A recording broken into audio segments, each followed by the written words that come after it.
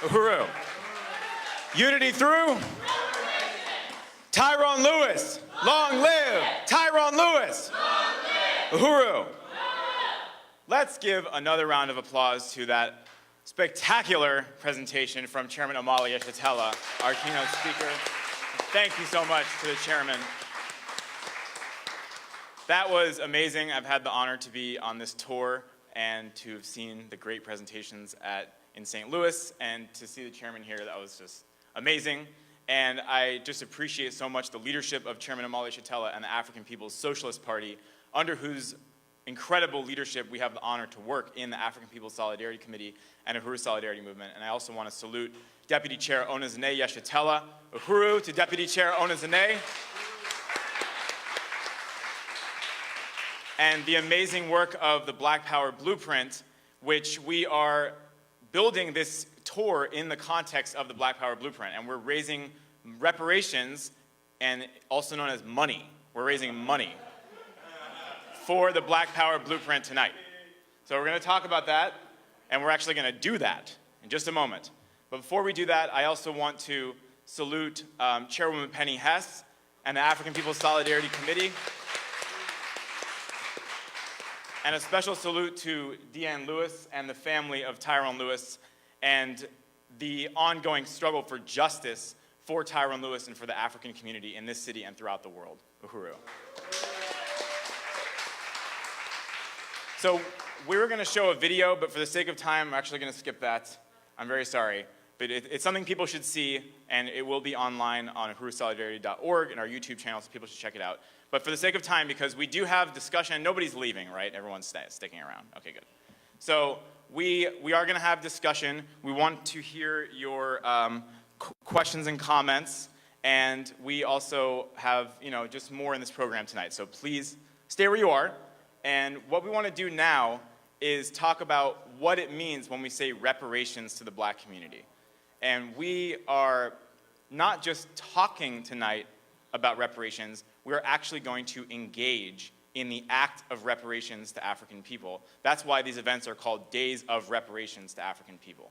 So first of all, I want to say that I have the honor of being the chair of the Uhuru Solidarity Movement, which is the mass organization of the African People's Solidarity Committee. And if you are a white person who's in this room and you are not a member of the Uhuru Solidarity Movement, you should become one before you leave tonight.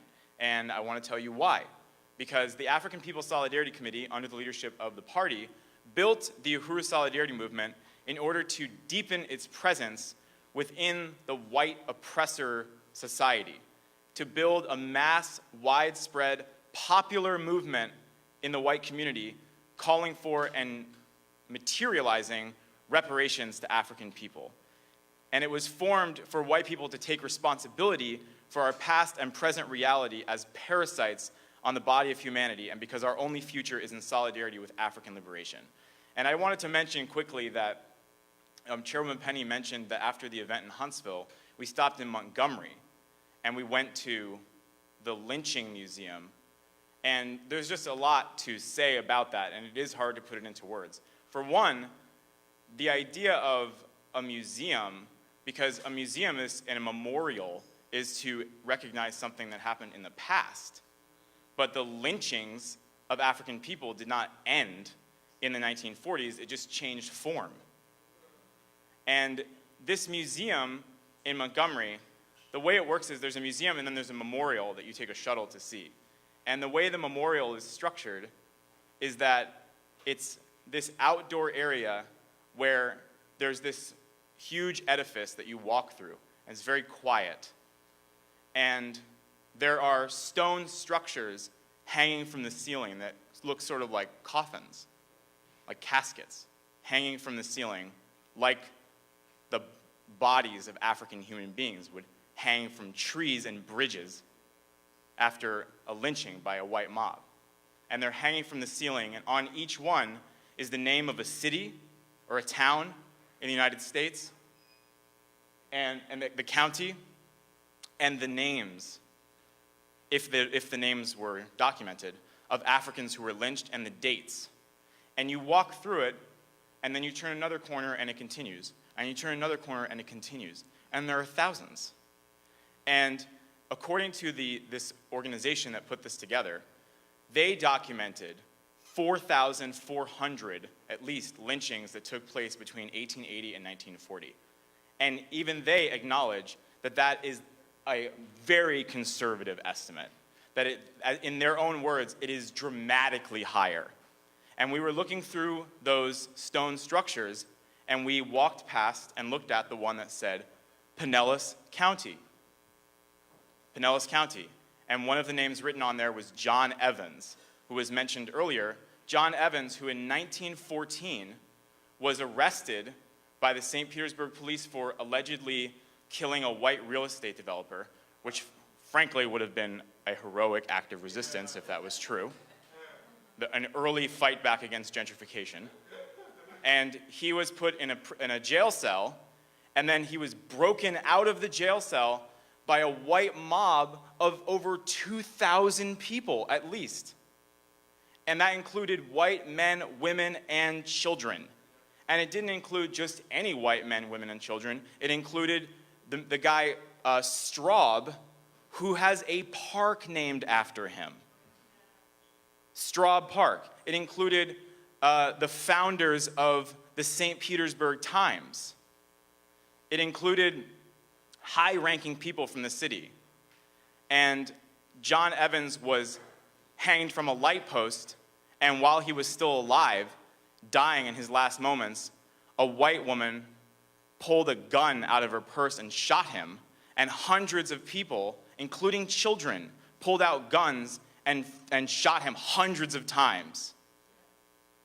So that's the legacy of, even in this city, in the city of St. Petersburg, of white terror carried out not just by the police, but by ordinary white people, that we carried that out. We did that. And there were all these examples in the Lynching Museum. In this town, this African man was lynched. And very, very common thing was that they were lynched because a white woman claimed that they looked at them the wrong way or something like that.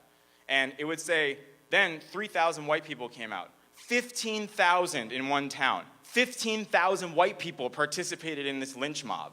15,000. That's like the entire town. So it wasn't just like a group of, Southern racist cracker, whatever the stereotype, that went out in hoods in the middle of the night and did this. It was just regular white society that built itself off of violence against African people.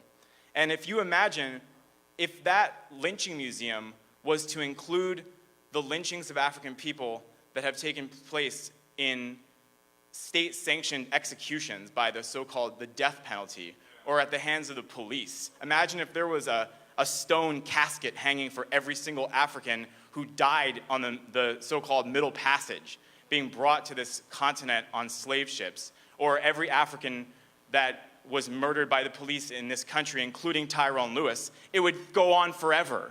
It would fill up the entire continent. But of course there's not. But there are almost as many museums for the Holocaust, the so-called Holocaust that happened in Germany, in Europe, for crimes against Jewish people. And that's because there is a recognition of a crime that was committed by the German government against the Jewish people. But there's not even a recognition of any crime that was committed against African people in this country. So reparations is about money, but it's not just about money, it's also about acknowledging and taking responsibility for our legacy that's not something in the past. It's not something in the past. It's in the room with us right now.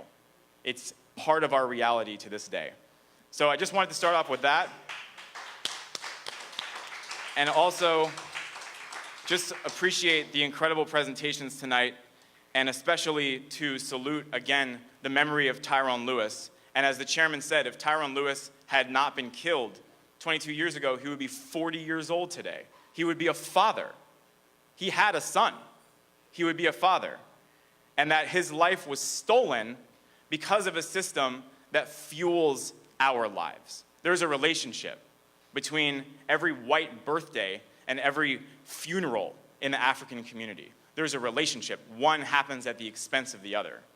So for us to say, long live Tyrone Lewis, and to honor the memory of Tyrone Lewis means to to renew our commitment to reparations to African people. So let's talk about the Uhuru Solidarity Movement. The Uhuru Solidarity Movement is the organization of white people that go into the white community, and many members in here do that all the time. Go into college campuses, go into cafes, go into yoga studios, go into nightclubs, go anywhere white people are. Where was it? A crab festival or something that comrades were at? Anywhere where white people gather, okay, we're there. And we're there with the Burning Spear newspaper, we're there with clipboards, and we're there because of a strategy of Chairman Omali Yeshitela to extend the African Revolution into the slave master's house, into the slave master's society, into the slave master's living room and Thanksgiving dinner. We're there. Black power in white face. The African Revolution in white face is there amongst the white population, winning white people to take the right stand. That's the strategy of the African People's Socialist Party. And we have 3 principles of unity. 1, we're under the leadership of the party, period.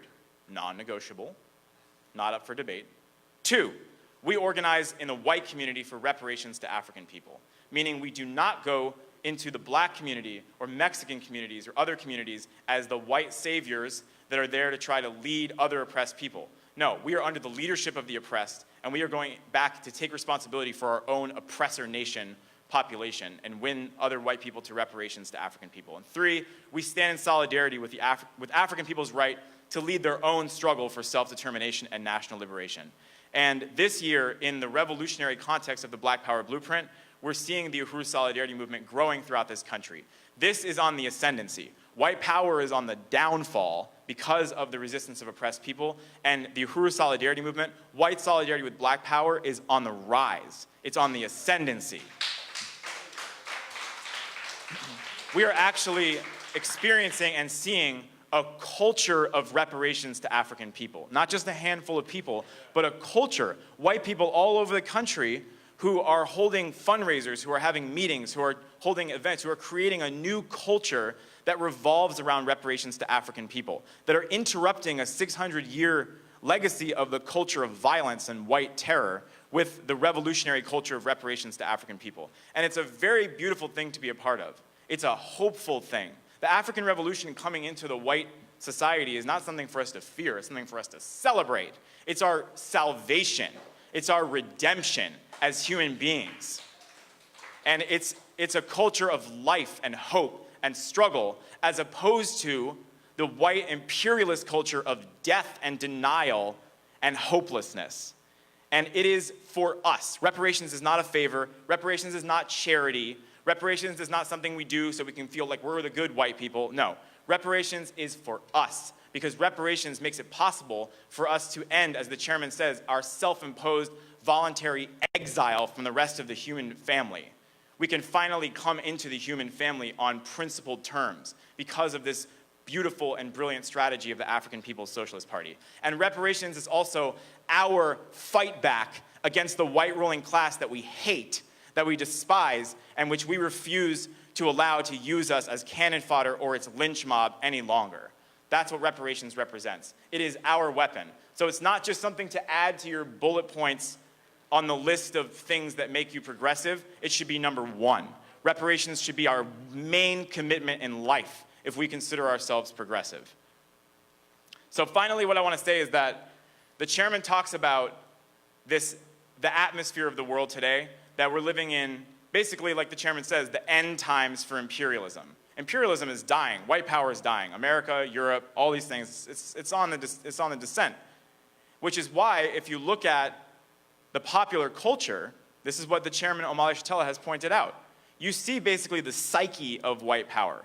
So you can look at Hollywood, and Hollywood has this obsession with the past, when things were hunky-dory, and Superman and Iron Man, and the empire was strong.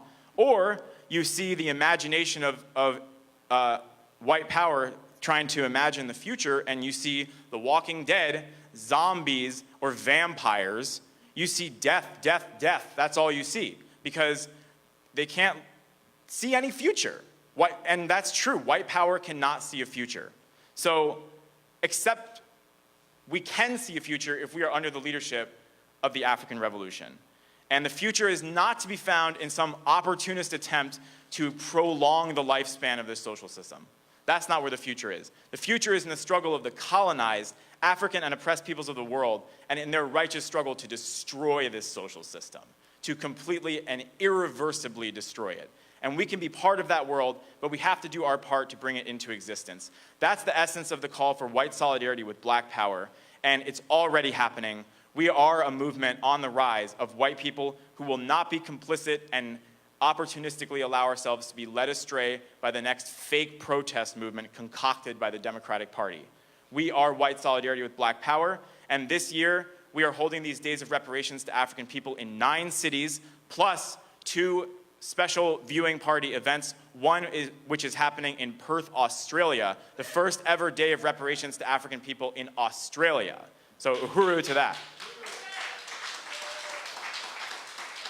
USM's work revolves around material solidarity with African liberation, and this year, in the context of the Black Power Blueprint campaign, we are raising $100,000 towards the Black Power Blueprint, towards the Uhuru movement, and we are on track to raise that. This event tonight is actually part of meeting that goal.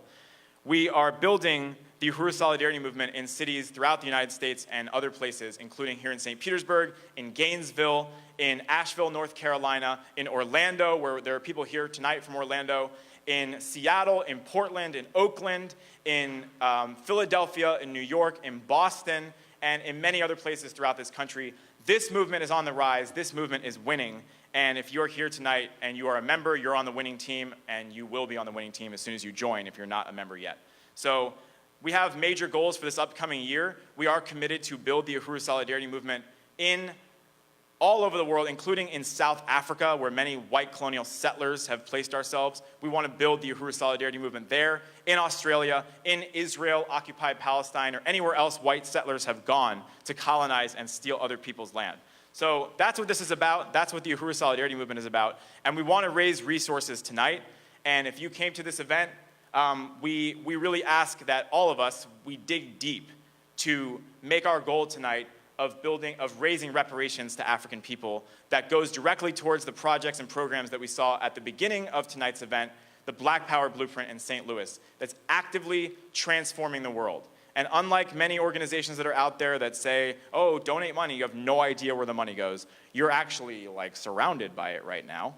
You're in an example of where the money goes in being in this Uhuru House. And if you want to see specifically where the fundraising goes tonight, the reparations, you can go to St. Louis and see it and touch it. The beautiful Aquaba Hall, the Uhuru House in St. Louis, or the place where the African Independence Workforce Program will exist, Uhuru Chico, and these other amazing programs that are happening. So I would like to call up Comrade Jackson Hollingsworth, who is a member of the Uhuru Solidarity Movement here in St. Petersburg, to talk about what is our goal and how everyone here can be a part of making that goal a reality. Uhuru.